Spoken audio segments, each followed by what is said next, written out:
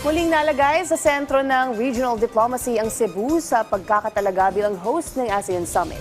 Dito pag-uusapan ang political status, economy at security status ng Timog Silangang Asya.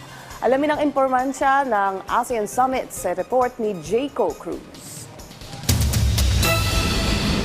Sa loob ng ilang araw o ilang linggo, ang lungsod ng Cebu ang magsisilbing focal point para sa international media coverage, diplomatic engagement at usaping pang-ekonomiya.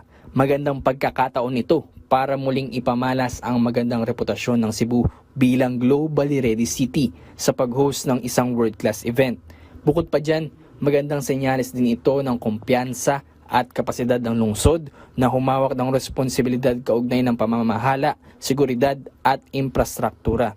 Sa usapin naman ng ekonomiya, malaking tulong ang okasyon sa pagtaas ng hotel occupancy, mataas na demand ng transportasyon at mataas na paggasta ng mga delegado at bisita sa mga lokal na negosyo, partikular sa turismo, retail at food services.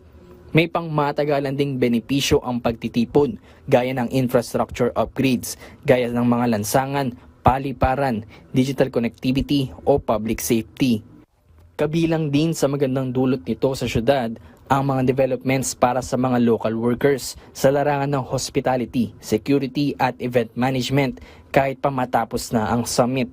Sa kabuuan, para sa mga Cebuano, ang pag-host ng ASEAN Summit ay katumbas ng pagpapalakas ng global network, pagbubukas ng mga future investments, partnerships at international events at nagbibigay sa mga local leaders at stakeholders ng pagkakataon para hubugin ang magandang direksyon ng ekonomiya at politika ng rehiyon ng Timog Silangang Asya.